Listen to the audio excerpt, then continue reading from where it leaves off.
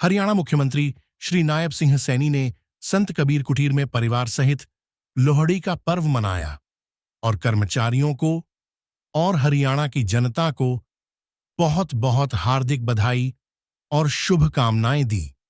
Press से बात करते हुए मुख्यमंत्री नायब सिंह सैनी माननीय मुख्यमंत्री जी का मैं स्वागत करता हूं लोहड़ी के इस पावन पर्व पर।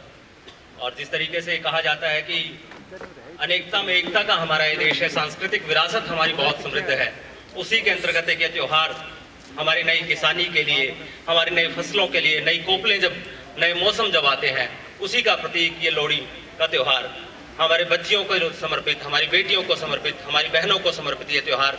और आप सबका मैं स्वागत करता हूं मुख्यमंत्री आवास पर, संत कबीर कुटीर पर।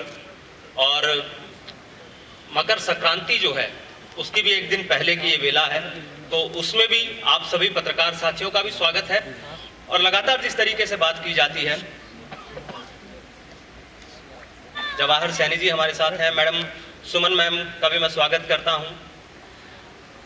जिस तरीके से बात की जाती है कि एक बात लगातार पूरे हरियाणा में, पूरे प्रदेश में ही नहीं, पूरे देश के अंदर एक ही चीज है कि वो है माननीय मुख्यमंत्री जी की आत्मीयता की जब भी बात आती है, कि जब भी मिलते हैं, आप संत कबीर कुटीर की बात हो या कहीं पर भी आप अगर फील्ड में भी जाएंगे, तो जिस आत्मीयता के साथ माननीय मुख्यमंत्री जी मिलते हैं। आदरणीय माता जी का भी बहुत स्वागत है यहाँ पर। परिवार सह परिवार के साथ यहाँ पर माननीय मुख्यमंत्री जी आप सबके बीच में है लोहड़ी के इस पावन पर्व पर। और जिस आत्मीयता की बात लगातार माननीय मुख्यमंत्री जी की जाती है, आप देखिए कि कुरुक्षेत्र, वहां से अभी आम जनता के बीच में लोहड़ी मनाकर, और जब ये बात आई कि लोहड़ी का पावन पर्व मनाया जाना चाहिए, तो बात यही कि अपने पत्रकार साथियों के साथ और यहाँ पर संत कबीर कुटीर के जितने हमारे साथी हैं, उन सब के साथ मिलकर सह परिवार माननीय मुख्यमंत्री जी आए हैं। मैं तालियों के साथ एक बार चाहूंगा कि आप स्वागत कीजिए माननीय मुख्यमंत्री जी का। और सर, मेरी रिक्वेस्ट आपसे भी रहेगी कि हमारे पत्रकार साथी इंतजार कर रहे हैं, आप भी जो है 2 मिनट के लिए कम से कम इनसे बात करें, विशेष दें। Thank you sir.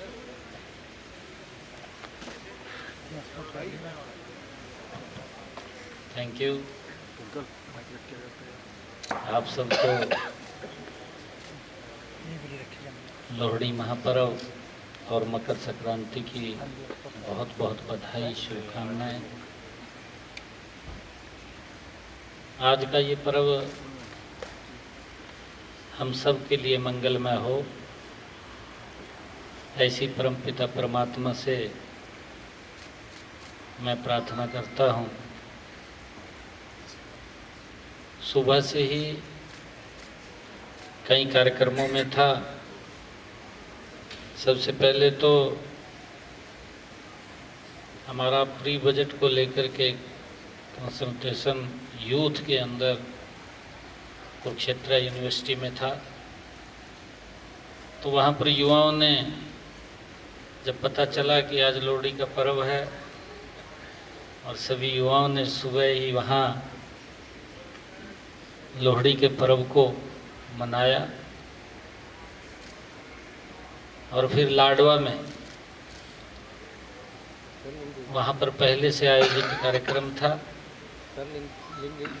अब आप सब लोगों के साथ इस पर्व के बीच में शामिल होने का मुझे मौका मिला है। आप सबको मैं इस शुभ अवसर के ऊपर बहुत बहुत बधाई देता हूँ, शुभकामनाएं देता हूँ। जैसा अभी बताया भी है कि ये पर्व हमारे संस्कृति के साथ जुड़े हुए हैं। आज लोहड़ी का महापर्व है, आज ही महाकुंभ का भी शुभ आरंभ हुआ है। और कल ऐसे महान व्यक्तित्व का जन्मदिन था, जन्म दिवस था, जिन्होंने इस भारत की संस्कृति, इस भारत के गौरव को दुनिया के सामने, भारत के गौरव को बढ़ाने का काम किया। स्वामी विवेकानंद जी की जयंती थी, आज लोहड़ी का पर्व है, और कल मकर संक्रांति का दिन है। जैसा अभी बता भी रहे थे कि हमने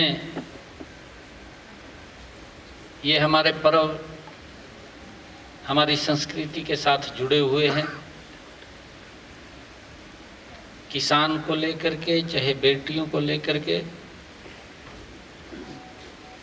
हमने